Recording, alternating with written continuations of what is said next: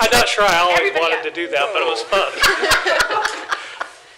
We would like to welcome everybody here to our city council this evening, a special meeting. We are adjourning at 5:04, and we will start with the Pledge of Allegiance.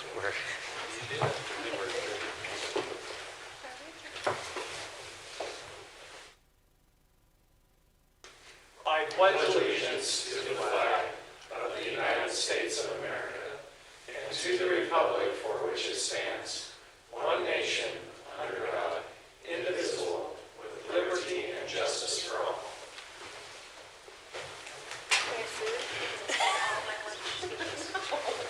Roll call. Rory? Councilmember Robinson. Here. Gettle. Here. Brown. Here. Billings. Here. And Glover. Here. Okay. Action item tonight is to establish deadlines for interested candidates and set dates for city council meeting to fill mayoral vacancies. Matt Dahl, city manager, will give us information. All right. As you're well aware, last week, Marcus Stevenson resigned as mayor, which starts a process outlined in state code for the refilling of that vacancy. As you read in the description, we will definitely need to come out of here today with approval of a calendar of events coming up in this process of filling the vacancy.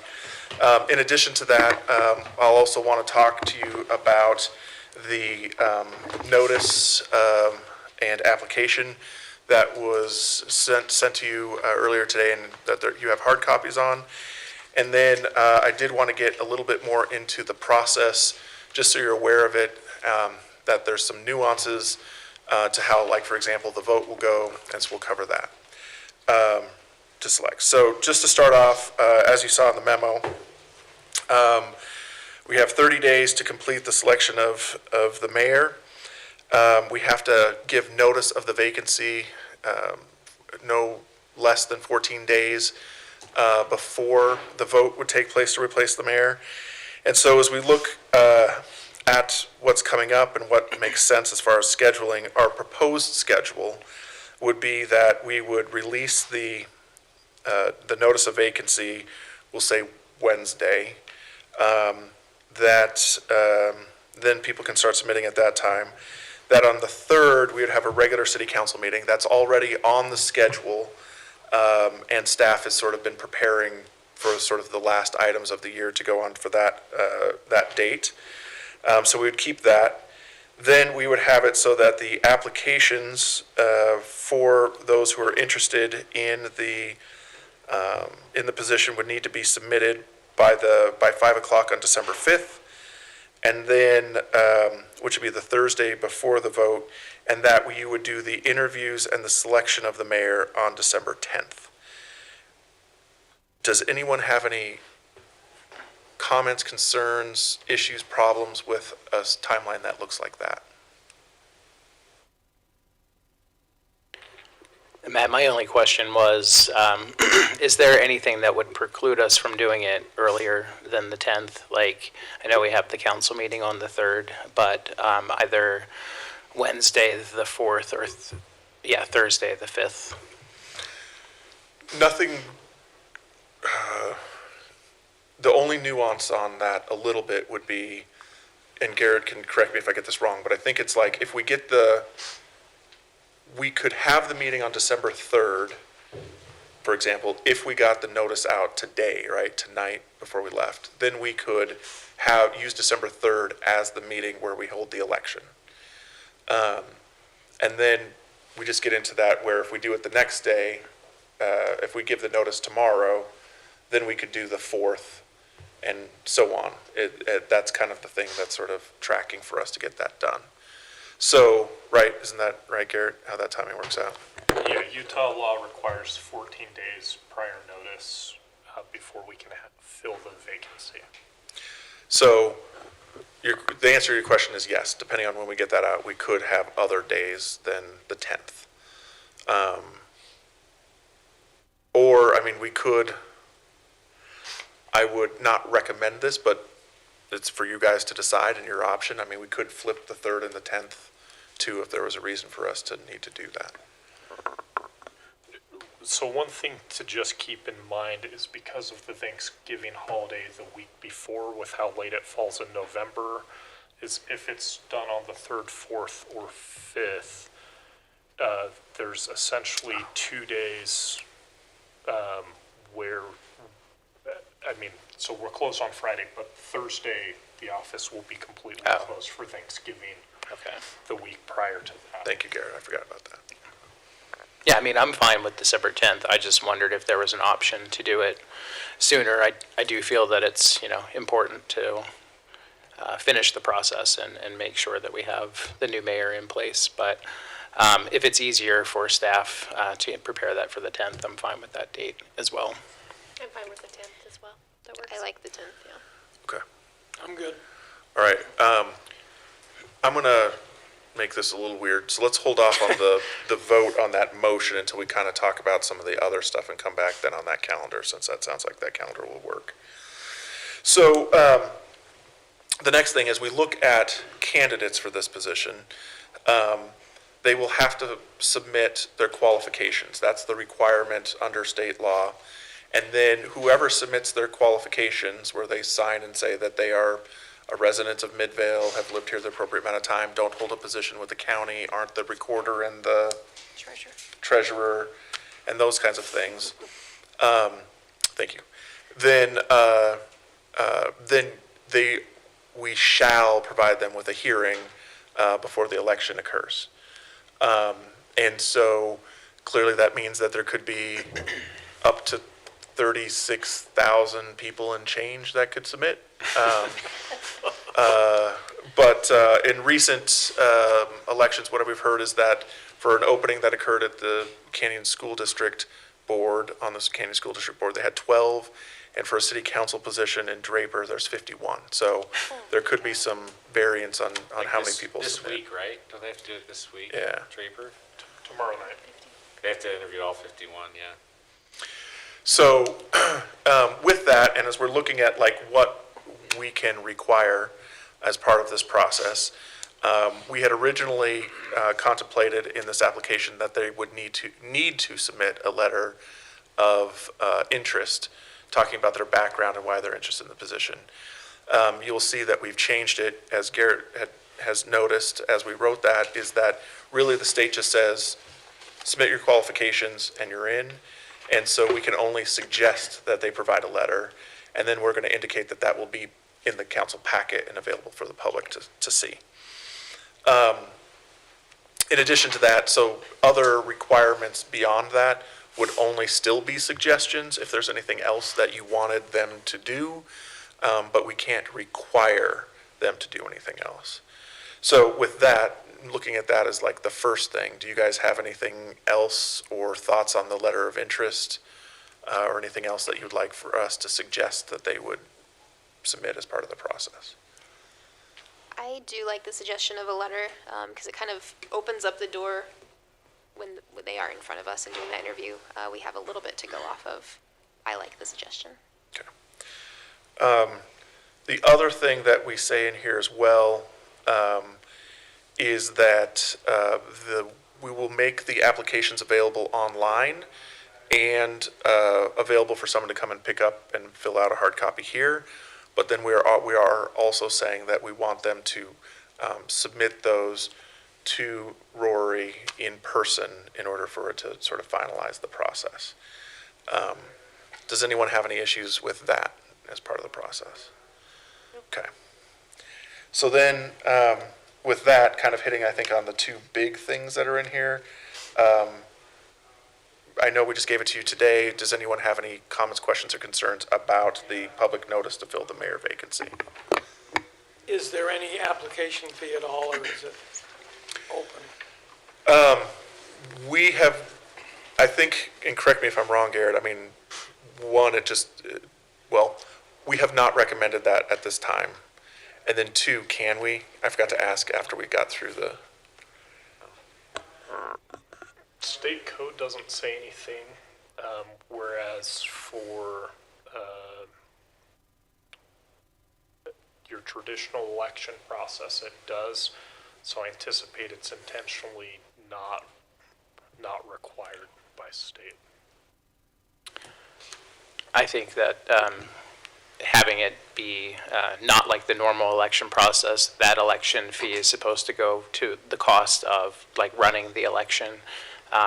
You know, since there's not really that same cost for like a citywide election, then I think it's appropriate to not have a filing fee for this. I agree with Dustin. Yeah. Okay. Okay, we're good Sorry, there. Councilmember Gettle.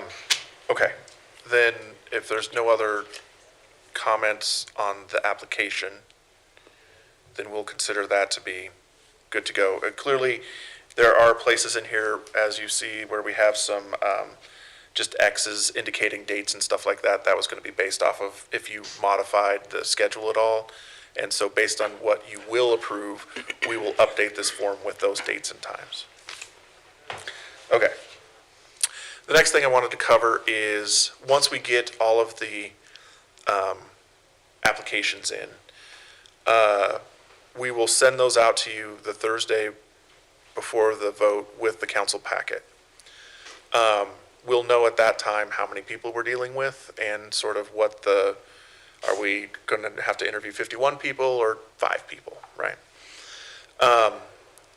What we'll probably look at doing based off of sort of, if it looks like there's going to be a lot, is bring this topic back up on the 3rd and maybe have sort of like an approval of an official process at that time, as far as like, we're going to give everyone 2 minutes to talk or 10 minutes or whatever that's going to be, so that it's clear for the public. In addition to that, the state code has a less than clear description of how the vote has to happen. And so just as a quick refresher on that, once you've heard all of the applicants talk on the topic, you will then hold your initial vote. That initial vote is intended to pare down however many people are. So let's say it's 51. You vote, the maximum number of people that are in the next round are 5, if you each individually vote for someone else.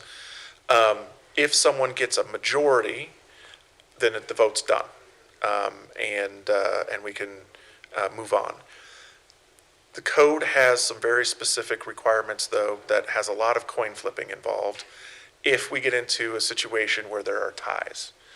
I won't go through all of the potential scenarios, but for example, if we end up in a 2-2-1 scenario, no one has a majority, there's one person that just has one vote, then it does allow us to sort of eliminate the person with the one vote and then have a runoff between the 2 people who are tied for first. Where it gets weird is if we get into a position where there are 3, one person has 2 votes and 3 people have 1 vote, because that's where the coin toss comes into play. And I still haven't figured out, Garrett, when it says there will be a coin toss to figure out who gets into second place between those last, the 3 that get the 3 vote, or the 3 that get the 1 vote. Not clear. So we'll be trying to narrow that down a little bit, but on what that's going to mean. But it does get pretty complicated if there's a split decision. So we're just giving you a heads up on that, and we'll try to get that narrowed down, what that means. That'll be part of the conversation on December 3rd. Yeah, we'll just try to clarify it. As of right now, the code just says there will be a coin toss to settle it between the 3. And it's hard to do a coin toss between 3 people, Yeah. unless you have a 3-sided coin. That's right. That's right. I mean, as someone who plays Dungeons and Dragons, I would rather roll a 20-sided dice, but what are you going to do? So that's what that says. The other thing we just found out just a little bit ago, I don't know who was asking the question, but it was a very good one, is turns out that you can't vote for yourself in that process. That was a provision that just came to our attention just now, so that can kind of change things up a little bit. And then the other thing that we're discussing, I just want to kind of get your sense on so that we can kind of for the third, try to narrow down on that process is, one way of doing it is that you just do open votes every time, we just go down the row and say, Dustin, who do you vote for? Paul, who do you vote for? In order to get to where we're at. Another version that we've heard that has been used is one where the votes to narrow down to the top candidate are done by secret ballot. And then once there is a majority of secret ballot voting for the candidate, then the official final vote to appoint the person would be done by everyone. Does that make sense? But if the secret ballot got a majority, then it would be done, right? Well, I Like think, if 4 people voted in agreement in the secret ballot, then you wouldn't have another, right? Because it'd be 4-1. So this, what Matt is talking about is the official action taken by the city council would be done by a roll call vote. So rather than doing any more balloting, coin flipping or whatever, it would be this person received 3 votes. Now we're asking someone to make the motion to appoint this person to fill the office of the mayor, and that would be done as an open roll call vote. But I could, in my secret ballot, let's just say it was that 4-1 example, and I voted for the 1, but my guys, or girl, obviously didn't win. In the official, I could vote, I don't have to vote the same way, right? No, so you could either vote to affirm that that was the council's decision, Okay. or you could still say, I Okay, so still if don't you- if want to you're the- support that person and vote no. Okay, so if you're on the losing side or whatever, so to speak, I still support the process, so I would still, okay. It's just the way we worded that made it sound like we then would vote again, and then that would be, I'm sorry, yeah. So it's sort of like the vote to come up with a candidate and then the vote to do the appointment into the position. yeah, okay. As long as it's, allowed in the statute, I personally support the secret ballot and then having the council affirm the decision once a majority is made. Number one, it's just, puts us in a bizarre position, especially if we have that scenario where there's 50 people. And, we, the council members, are telling these 50 people, no, we don't want you to be the next mayor. That seems a little, could be, just dramatic, and we don't need that right now in any way. So the other issue that I just thought of with the secret ballot, if you're saying that we can't vote for ourselves and like the 5 of us put our names in to be mayor, then it's really, you can't have a secret ballot because we could all just vote for ourselves and you would never know. But I do think, and not to say that, I think we need to look into that more because it logically doesn't make much sense to me. I've never been a part of any body where you couldn't vote for yourself to be the presiding officer. And we will look into that a little bit further, but it does look like we found a pretty clear section of code that only applies in this instance for an appointment. But we'll share that citation too. But like I said, it was just pointed out to us just before this meeting started. Actually, Garrett, will you make sure you send that out as soon as we're done? I will. And I think, we took an oath in office to support the state constitution, right? Which if that's in there, then you shouldn't be voting for yourself, right? Like you're technically, if it's in code, you're breaking code, right? I don't know if that's a misdemeanor, so to speak, but I trust everyone up here that if that scenario where all 5 of us put our name in, that no one would get a 5-0 thing, right? Like, and we should be able to trust each other to not, break that. If again, I would like it to send us the email where it's in the code and stuff so we know. But I think if it's clearly in code, we could, maybe that's naive of me, but I think we're trustworthy. All 5 of us are trustworthy. And Well, go ahead. Oh, I was just gonna say, I think there could it would make it semi-secret. I've run elections before where you do assign a number to a ballot, so you're not like putting it, anyway. And so if there's any question, you can then go back and look, Audit but it wouldn't be used unless there was a question. But other than that, and that's just one way to do it. I do agree too that, I don't think any of us would be breaking code, but I mean, if there's a little extra piece to do an audit, if that is possible, but, Okay. but there's ways to do, I think, both on that. Okay. The weird thing to me about that, as I think about it more, is if, I really think there's either some oversight with that code, because, if it came to the point where, two of us up here went into that final round, and then, we couldn't vote for we would never get a majority. Because I would say it was like Heidi versus Bonnie. Heidi would have to vote for Bonnie, and Bonnie would have to vote for Heidi, or just not vote, and then. But you then, know, but you they would never for sure get one, because then, Yeah, but they would never get a majority. yeah, because the three of us would have to We have to vote. vote. It's- If it's just the two of them, it would have to be. But it would be funny because they each automatically already have one, so they really need two. So they would need me and it's- Glover or It's still bizarre to say, you have to vote for Heidi, Bonnie, and Bonnie, that's don't bizarre.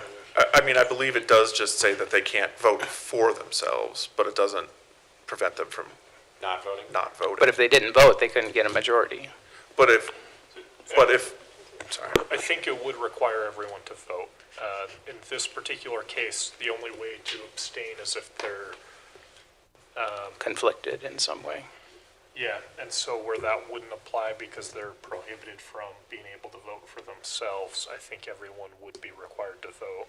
Yeah. And we can come back on the 3rd with a proposal of how we're gonna be able to audit that or whatnot.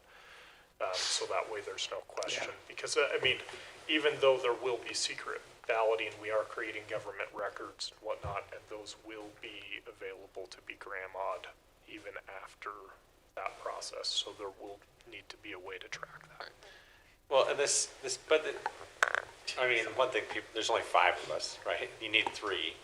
And if someone up here is running, they can't vote for themselves. So for me, let's say I didn't win, or if I did win, I would assume I could narrow down that at least 3 people did or did not vote for me. So the secret ballot, I think, is more to not create the tension in the moment, right? Because that's happened in other things we voted on, like the goat thing is a good example, where we extended something a year. I think if we secret balloted it, it would have just passed, because it was like, reasonable minds would be like, this is silly at best. If, me, and even, I think that was one of the few that mayor voted on, right? Like, that's how contentious that got.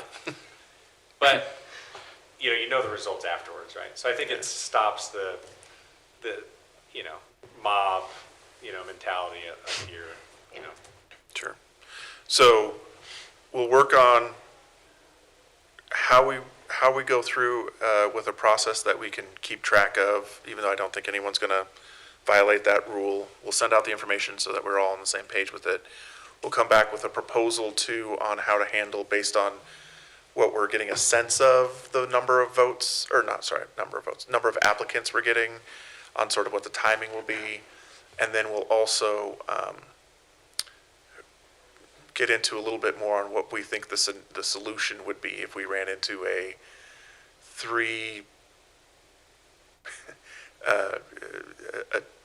the top person getting 2 votes, and then there being 3 people with 1 vote, how a coin toss could resolve that. We'll also clarify on what that's going to look like. Garrett, are there any other questions or anything that we needed to get resolved tonight? None that come to mind. Okay. Rory? A deadline for the applications? It would be the Thursday, December 5th by 5 o'clock, right? That's what I wrote. Have people sorry, maybe you said this and I forgot. Have people already inquired or like, Have you had anyone from the I've public had a couple inquire? people ask questions, but not really. just one, very interested to see if it's 50 or, so what happens if I've it, had a couple call and ask. so if it is 50 and we can't finish it in one day, or do we have to finish it in one day? How does that work? We'll have to finish it that day. Because if you give everyone 3 minutes, or whatever, like, what are we saying? Yeah, I mean, well, a couple things. One, I guess, Garrett, we have until the 15th, I can't remember now, the 12th or the 15th, to get it up. 15th, 15th. which is a Sunday. Yeah. to get it wrapped. I suppose there's a version of this where we just do a night of interviews and then vote, or do half the interviews and then half the interviews and then vote. But we would have to go back and adjust the schedule and some things like that. So really, once we set this course,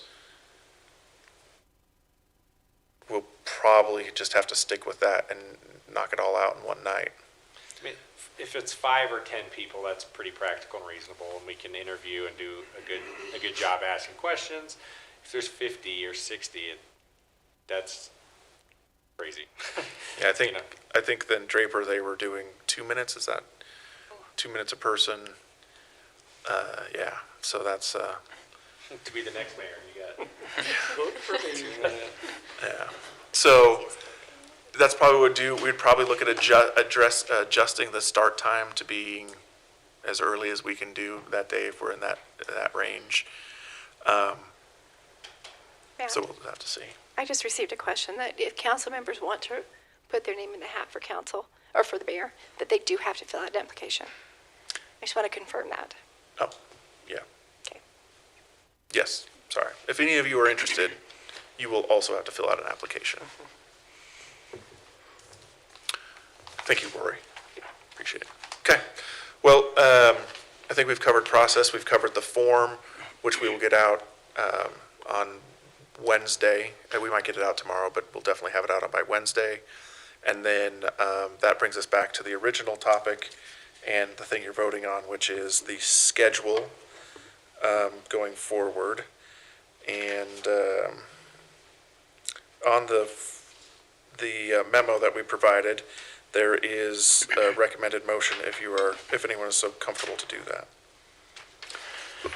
Mayor Pro Tem, I move that we suspend the rules and set Tuesday, December 10th, 2024, at 6 p.m. at Midvale City Hall as the deadline for individuals to submit their names, for consideration to fill the vacancy of the office of mayor, and that we schedule a council meeting on December 10th, 2024, at 6 p.m. at Midvale City Hall to interview qualified candidates and appoint a candidate to fill the vacant office of mayor. Second. We have a motion and a second. Roll call. Councilmember Billings, Yes. Glover, Aye. Robinson. Aye. Brown Yes. and Gettle. Yes. Motion passed. Okay. That concludes We don't the have things a- that we had. Closed session, correct? No closed session tonight. So do I have a motion to adjourn? Motion to adjourn. Second.